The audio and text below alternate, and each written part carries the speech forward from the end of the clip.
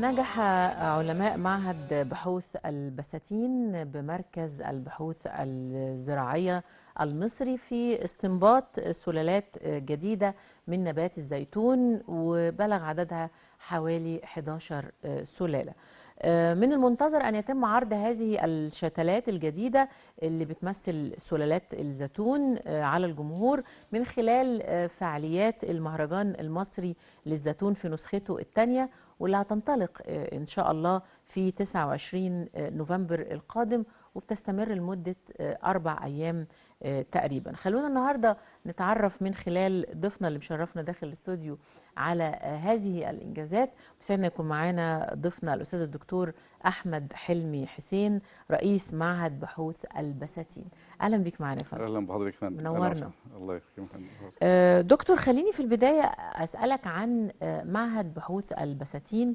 كلمني عنه وعن نشأته وعن تاريخه وعن اهتماماته. بسم الله الرحمن الرحيم. اولا كل عام وحضراتكم وكل مصر طيبه بمناسبه انتصار اكتوبر، واحنا في شهر اكتوبر. وحضرتك بخير. دايما مصر بخير ومنتصر باذن الله. معهد بحوث البساتين ده مؤسسه علميه تابعه لمركز البحوث الزراعيه، تابعه لوزاره الزراعه، من اقدم واكبر المؤسسات العلميه. انشئ المعهد سنه 1911 تحت اسم مصلحه البساتين، وتغير الاسم للاسم الحالي اللي هو معهد بحوث البساتين سنه 1971. معهد بحوث البساتين يضم 19 قسم، منهم 7 أقسام بحوث فاكهة و7 أقسام بحوث خضار، وفي 5 أقسام تانيين اللي هو قسم النباتات الطبية والعطرية، قسم الأشجار الخشبية، قسم الزينة، قسم الحدائق النباتية، قسم الفلورا. دي اللي هي مكونات المعهد كأقسام. بيضم 4 مراكز، 4 معامل مركزية، في 3 محطات مزارع بحثية تابعة للمعهد، في 6 محطات بساتين تابعة للمعهد ما شاء الله. في بعض الحدائق النباتية التابعة للمعهد زي حديقة أسوان، الحديقة النباتية في أسوان، حديقة الزهرية، دي حدائق تابعة للمعهد. الحاجة الثانية برضو المعهد بيضم من أنشطته في وحدة بحوث بحثية إنتاجية، دي بتضم تقريبا ما يقرب من 21 نشاط للبحثي إنتاجي إرشادي. ده معهد بحوث البساتين. وخلينا نقول إنه بالتأكيد البحوث دائمة الاستمرار. طبعا. يعني طول الوقت انتوا في حالة بحث وحالة استكشاف وحالة استنباط، ده لا يتوقف. لا، احنا مع حضرتك احنا المعهد بحوث البساتين يعني بيعمل في 3 اتجاهات. الاتجاه الأول هو البحوث التطبيقية. البحوث التطبيقية، معنى بحث تطبيقي معناه ان انا بحث يفيد الفلاح او يفيد المزارع، يعني مش بحث اكاديمي، لا بحث تطبيقي. مثلا استنباط صنف معين او معاملة معينة، تسميد، معاملات تسميد، معاملات ري، كل الحاجات دي البحوث تبقى بحوث تطبيقية ليها نتيجة تطبيقية تعود على المزارع بالنفع، او يعني مثلا اللي لاحظناه الفترة اللي فاتت دي التغيرات المناخية. ففي اتجاه ان احنا كل بحوثنا تبقى ازاي نحد من اثار التغيرات المناخيه. بعد كده الاتجاه الثاني اللي هو الارشاد. الاتجاه الارشاد دوت عندنا، الارشاد ده كل نتائج البحوث التطبيقيه اللي احنا ناتجه من الابحاث، نبدا بقى في حاجه. لو كان مثلا في البحث استنبطنا مثلا صنف او هجين، نبدا نعمل له حقول ارشاديه. ايه يعني حقل ارشادي؟ يعني انا اعرف المزارع ان في صنف جديد او هجين جديد بمواصفات معينه، لان لازم المزارع يشوف عشان يعرف ان في حاجه موجوده جديده. مش ما ينفعش الكلام. يعني نجاحنا احنا، نجاح المعهد او نجاح الوزاره، انك توصل للمزارع. مجرد المزارع ما يعرف انك انت بيطلب الحاجه يبقى انت نجحت. لكن مش معنى انك انت تتكلم او تقول استنبطت والعمليه ما فيش، المزارع ما طلبش، لا يبقى انت ايه، ما وصلتش للهدف. يعني احنا يعني دايما مع الوزير بيقول ان احنا لازم نهتم المزارع يعرف الحاجه بتاعتنا ويبقى واثق فيها. فبنعمل حقول ارشاديه، نعمل ندوات، نعمل ورش عمل، تدريب طلبه، دي النشاط الارشادي. وده طبعا بيبقى مترتب على احتياجات المزارع نفسه. طبعا، ما انا حضرتك قلت لك بحث تطبيقي. انا ببقى البحث بعمله ازاي؟ يا مبدا اي بحث تكون في مشكله فعلا قائمه، يعني في مشكله درجات حراره او ملوحه او ايا كان فنبدا احنا نشتغل على المشكله ديت. يعني في توجيهات، يعني مع الوزير كان بيقول اي مشكله لازم هو ده تكليف، ما استناش تكليف يجيني اشتغل على الحاجه دي، لا ده تكليف رسمي. مثلا زي التغيرات المناخيه اللي حصلت، درجات الحراره المرتفعه دي، ده تكليف لينا ان احنا نشتغل. ما مم. فيش حاجه تستنى ان يجي لك جواب. بنوجه الخطه البحثيه بتاعتنا كلها اللي هي ازاي نحد من اثار التغيرات المناخيه، ممكن باستنباط اصناف، ممكن بمعاملات معينه. مم. الحاجه الثالثه في المعهد هو النشاط الانتاجي. من ده طبعا انتاجي، يعني احنا بننتج شتلات، بننتج بذور، مم. الحاجات دي كلها لخدمه المزارع. مم. خليني أسأل حضرتك عن إنتاج الزيتون في حد ذاته، وإزاي مصر من الدول المنتجة بشكل كبير للزيتون، واللي خلاكم إن أنتوا تستنبطوا أصناف جديدة تصل إلى 11 صنف. الزيتون دي شجره مباركه، واخد بال حضرتك. مم. احنا عندنا زملائنا في قسم، احنا عندنا قسم من قلت لك في 7 اقسام فاكهه، ففي قسم اسمه قسم بحوث الزيتون والمناطق الجافه شبه الجافه. مم. ده قسم دي متخصص. أماكن الزيتون في مصر. دي خريطه صنفيه لتوزيع اصناف الزيتون. مم. يعني كل صنف بينفع في المنطقه الفلانيه. إيه بقى الأخضر والأصفر ما والأحمر؟ حضرتك دي هتبصي تحت الخريطه، هتلاقي الاخضر قدام الاصناف اللي هي بتزرع في المنطقه دي. يعني كل ده اسمه المفتاح الخريطه من تحت اهو، كل لون بيقول لك ده الصنف ده بيصلح في الحته الفلانيه. مم. دي احنا يعني كانت توجيهات مع الوزير ان احنا نعمل في كل المحاصيل عموما. يعني كان اخر حاجه كان بيتكلم عليها حتى امبارح، كان في برضه في النيل للاخبار، ان هي الخريطه الصنفيه للقمح دي الخريطه الصنفيه للزيتون. يعني انت مم. عشان تزرعي زيتون تعرفي بيجود في المنطقه انهي منطقه مم. ينفع في الحته دي، لان كل في مش محددات. أي نوع يتحط في أي مكان يعني. لا مش اي نوع، لان في محددات للصنف. يعني مم. الصنف ليه احتياجات بروده معينه، كل صنف له احتياجات حراريه معينه، بروده معينه، تربه معينه، تحمل درجه ملوحه معينه. فاحنا صحيح. زملائنا الصراحه يعني بذلوا مجهود كبير في وضع الخريطه الصنفيه دي للزيتون. مم. طيب لو اتكلمنا عن استنباط ال 11 صنف. الاستنباط 11 صنف ده ما جاش يعني فجاه. مم. يعني في المجلس الدولي للزيتون مشاركه معانا، يعني كان في تعاون بين قسم بحوث الزيتون من خلال معهد البساتين مع المجلس الدولي للزيتون. فمن سنة 94 ما يقرب من 30 سنة، فاستنبط المعهد أو القسم استنبط ما يقرب من أكثر من 18 سلالة. بس احنا خدنا السلالات، أفضل سلالات بدأنا نسجلهم، اللي هم دولت اللي هم 11 سلالة زيتون، اللي هم منهم 6 سلالات يصلحوا للمائدة، أصناف مائدة، مم. و4 سلالات للزيت، وسلالة واحدة اللي هو ثنائية الغرض، يعني تنفع كمائدة أو كزيت يعني كصنف. مم. لأن احنا عارفين حضرتك احنا كالزيتون احنا الأول عالميا في إنتاج زيتون المائدة. يعني مصر الأول عالميا في إنتاج زيتون المائدة. يعني العالم بينتج حوالي 2.9 الأول على مستوى العالم على مستوى العالم. ولا العالم العربي؟ مستوى العالم. مستوى العالم. يعني احنا الزيتون زي التمور برضو. زيتون المائدة احنا في إنتاج 2.9 مليون طن، احنا بننتج منهم 650 ألف طن متفوقين على أسبانيا. مم. فاحنا الأول بنسبة 20% من إنتاج العالم في زيتون المائدة. أما زيتون الزيت العالم بينتج حوالي 3.3 مليون. الأولى عالميا زيتون الزيت. زيتون الزيت أصناف زيت، يعني الزيت اللي بيستخرج منه مع الزيتون في أصناف تصلح لاستخراج الزيت، وأصناف للمائدة هو التخليل يعني، وفي أصناف تصلح للاثنين، يبقى الاثنين. واخد بال حضرتك؟ أصناف الزيت يعني الزيتون المائدة ده الزيتون اللي بيتاكل. اللي هو بيتخلل ده. واخد بال حضرتك؟ ده اسمه زيتون المائدة. تمام. زيتون الزيت اللي هو أصناف الزيت اللي هي بتستخرج منها الزيوت، لأن فيها نسبة زيوت عالية يعني. مم. فهي احنا صراحة هي في أصناف زيت الزيتون اسبانيا تعتبر الاول، تنتج 1.1 مليون طن. احنا صراحه يعني نسبه الانبات، نسبه الانتاج بتاعتنا منخفضه حوالي 40,000 طن، ويسعى يعني انا ما فيش. هل ده لان انواع الزيتون اللي في مصر في عصره ما بيجيبش الكميه المطلوبه؟ لا مش بالظبط.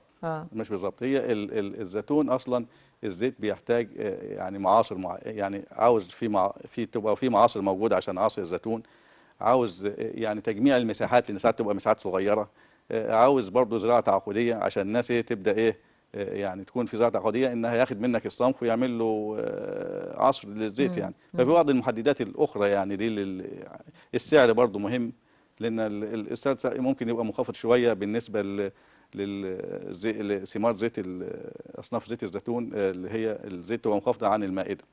فالناس يعني تحجم شويه، لكن التخليل بيبقى اسهل، اصناف التخليل سعرها احسن، وده جمعها لا بيحتاج معاصر ولا بيحتاج حاجه تانية. يعني احنا الصراحه ما فيش، بقول لحضرتك يعني دايما مع الوزير مهتم جدا بالزيتون، ما فيش لقاء بيجمعنا بيه غير بيسال على الزيتون.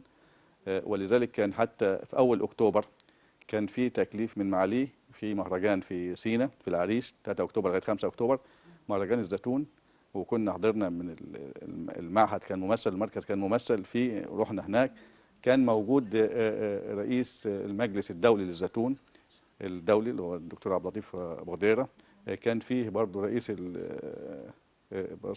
المجلس المصري للزيتون الدكتور عبد الخيرت، وكنا ممثلين احنا قسم الزيتون والمركز، وكان في مركز الصحراء، وكان مع المحافظ موجود. فكان حتى هناك يعني رحنا زرنا اماكن في سيناء يعني عشان نتابع بحيث نسترجع يعني تبقى سينا مركز تاني، وترجع نزود المساحات المزرعه من الزيتون هناك، لدرجه ان في بعض كانوا بيطلقوا على نعمل يعني زي مبادره 101 مليون شجره زيتون في سينا. فان شاء الله باذن الله في مساهمه من الوزاره يعني وتحت اشراف الوزاره طبعا، فربنا يسهل ان تبقى دي هي بادئه خير، نبدا يعني مصر وسينا بالذات ترجع تاني اللي هي يعني مقر او الزيتون في سينا، يعني ليه ماركه معينه، يعني سينا دي ماركه تعتبر ماركه عالميه طبعا. للزيتون يعني. طب بما ان احنا قلنا انه ال 11 نوع هيتم عرضهم في مهرجان الزيتون يوم 4، ده معناه انه تم العمل وتم الانتاج طبعا وخلاص صورته النهائيه موجوده يا فندم. اولا احنا بالنسبه للاصناف دي يعني مش وقت اليوم، اقول لحضرتك من يعني القسم شغال عليها من 30 سنه. فطبعا عملنا لها اولا مجمعات وراثيه، ان عشان تبقى في امهات موجوده، يعني عندنا مجمع وراثي عندنا في المعهد في حديقه المعهد، عندنا مجمع وراثي في المغرب في مطروح، عندنا مجمع وراثي في غرب المنيا، وفي مجمع وراثي تاني في بعض المزارع الخاصه يعني. فاحنا دي المجمع الوراثي يعني معناه ان تبقى الامهات موجوده اللي تاخدي منها العقل موجوده، فالحمد لله يعني محافظين عليها. خلال ال5 سنوات الاخيره كان تم ملاحظه الاصناف دي كلها او السلالات دي كلها لموائمتها مع التغيرات المناخيه، فاثبتت انها متوائمه جدا مع التغيرات المناخيه والتذبذبات المناخيه اللي بتحصل من ارتفاع درجات الحراره اللي حاصل. يعني ال 11 نوع نقدر نقول انهم مستقرين طبعا، ويعني احنا الحمد لله بدأنا يعني خدنا اجراءات التسجيل بتاعتهم خلاص، ومنتظرين القرار الوزاري يصدر ان خلاص عدوا كل المراحل الاختبارات. يعني من ضمن الحاجات كانت توجيهات مع الوزير ان احنا نعتمد او الشتله المعتمده. فرخصنا المشتل واعتمدناه، لان مشاتل الزيتون الموجوده في مشاتل زيتون كتيره موجوده في الجمهوريه، بس المعتمد المرخص يعني تقريبا 202 او 205 مشتل زيتون.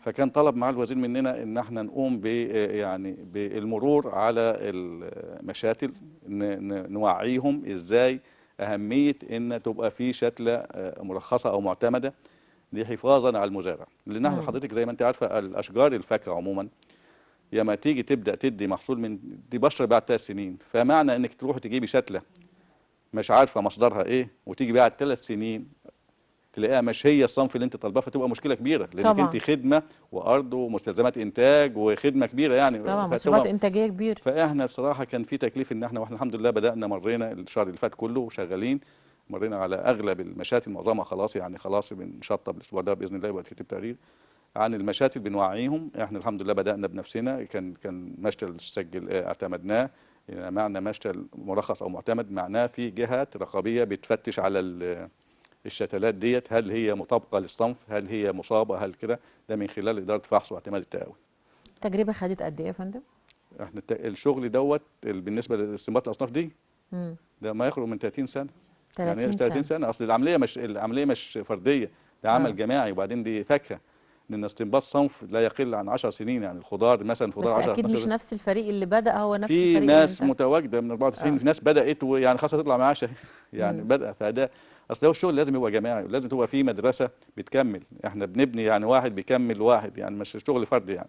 اذا الموضوع مش بالسهوله دي، يعني مش شجره بتطعم من شجره لا لا لا يا فندم، فنطلع صنف جديد. لا لا يا فندم، لا، لانك انت انك تستنبطي اصناف تجود في ظروفك دي حاجه عظيمه، لانها يعني الزيتون فيه اصناف محليه اللي هي المحليه مم. زي المراء والسيوي، في اصناف اللي هي جت مستوطنه وجت من بره بس تاقلمت عندنا زي المنزانيلو والبيكوال والدولسي، الاصناف دي كانت جايه من اسبانيا واتاقلمت بتنفع عندنا. بس انت لما تستنبطي صنف محلي يبقى ده اتاقلم او طالع متاقلم على الظروف بتاعتك اذا فكانتاج. الاصناف المستنبطه مش اصناف موجوده في دول تانية؟ لا يا فندم، دي استنبطناها احنا مع ده البسبوسيتين، لا استنباط حتى جديد تلاقيها اسمها تماما. جيزه كذا وجيزه كذا، يعني اسامي محليه اه بتاعتنا. يعني مش مجرد ان احنا جبنا اصناف من دول اخرى لا يا فندم، واقلمناها لا على لا لا لا الزراعه لا، في دي مصر. لا لا استنباط، يعني احنا الاستنباط يعني انت عملت حاجه جديده، صنف جديد ما كانش موجود قبل كده. مم. طيب الاصناف دي هتبقى كلها زيتون مائده ولا زيتون عصر؟ زي ما هم في 11 سلاله حضرتك، فيهم اه. 6 اصناف مائده يصلحوا للمائده للتخليل يعني، مم. و6 اصناف واربعه اصناف اللي هو للزيت، اصناف زيت، وواحده صنف منهم اللي هو ثنائي الغرض، يعني ينفع زيت وينفع عصر. عصر، اه. ينفع زيت وينفع مائده. اه. طيب خلينا نقول انه الانتاج ده هيبقى امتى للمواطن؟ احنا بيع وشراء.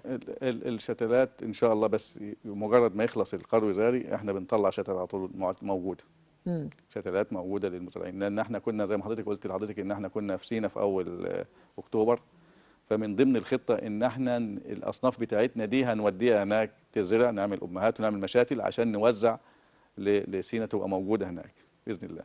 مم. هل انتم مخططين انها تكون مزروعة على مساحات كبيرة ولا طبعا على حضرتك، مساحات لسه لا للتجربة؟ لا ان شاء الله مساحات كبيره، لان مم. حضرتك احنا زي ما بقول حضرتك المبادره بتاعت ال 101 مليون شجره ديت هتكون يعني من اصناف بتاعتنا يعني نسبه كبيره منها ان شاء الله باذن الله. صحيح. وخصوصا كمان ان الزيتون من السلع الهامة جدا والحيوية جدا والمطلوبة جدا، سواء في الوطن العربي او في الدول الأوروبية كمان. اكيد يا فندم اكيد. هل مكلف زراعتها؟ لا مفيش حاجه دلوقتي مش مكلفه، يعني انت كله بدل لا مكلف. العمليه ان مش حكايه مكلف، التكلفه بتاعتها انك الانتاج بيجي مثلا بشره بعد 3 سنين، يعني الشجره بتديكي بعد 5 سنين، مم. فانت لازم تبقي يعني بعد كام تصرفي. سنة؟ 8 سنين؟ لا من 3 تبشر 5 تبدا تديك المحصول اللي هو ايه، يعني يعتبر محصول انتاج يعني يعود بعد على أول زراعة يعني تبشر بعد 3 سنين؟ 3 سنين تبدا في تبشير 3 سنين لغايه 5 سنين تبدا بقى تديك المحصول. اه. فده يعني يعتبر تكاليف للمزارع، لان هو عاوز يعني هو عايز حاجه، الإنتاج السريع. عاوز انتاج سريع عشان ياخد يعني، لكن طبعا. بعد كده هتديه يعني ان شاء الله باذن الله يعني. مم. فاهم؟ وهتدي بالكميات بالكميات المتوقعة. المتوقعه وكميات كويسه، لان انا بقول اه. لحضرتك احنا رحنا، يعني كان معانا رئيس المجلس الدولي للزيتون والمجلس الدولي المصري والزملاء في المركز، رحنا زرنا، يعني زرنا في كان مزرعه من ضمن المزارع زرناها كانت في قريبه من حته اسمها جبل الحلال، امم. حوالي 300 فدان، حوالي 300 فدان مزروع، فكانت حاجه يعني صراحه ممتازه، يعني في اماكن تنفع فيها، احنا عندنا اماكن ممتازه نتوسع فيها في الزيتون، فتبقى دي حاجه جميله جدا يعني. ان شاء الله باذن ربنا الله. يوفقكم، وهننتظر ان شاء الله عرض السلالات ومزيد يا رب من التفوق ان شاء الله. شكرا يا فندم، شكرا وكل سنه ليك. وانتم طيبين. شكرا، وحضرتك طيب، الله شكرا يحفظك. ليك. شكرا.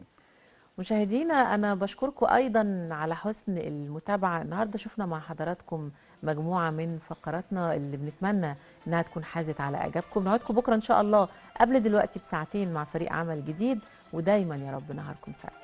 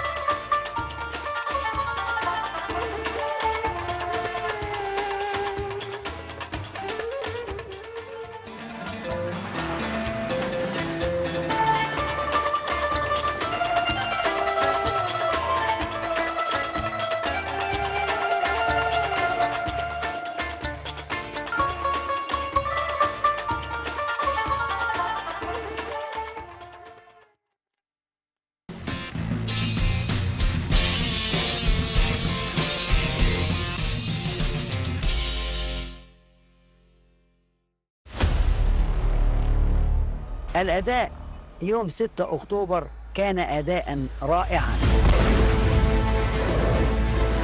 كان لدينا في الدقائق الأولى على الضفة الشرقية للقناة 19,800 مقاتل. في نفس الوقت بدأت مفارز المكلفة باقتحام النقط الحصينة تهاجم النقط الحصينة من خط بارليف، وسقط هذا الخط في خلال 18 ساعة من بدء العملية الهجومية. أكتوبر 73، 50 عاما من العزة.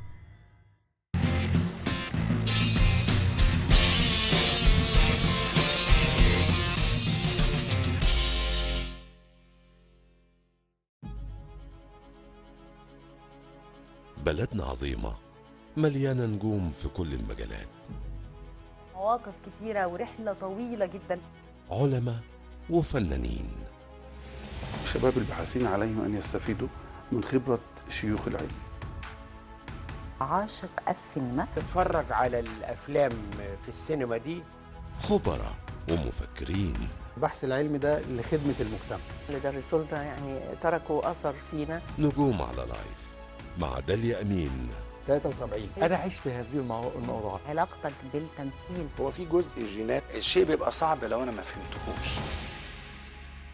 في الأوقات التالية على نايل لايف.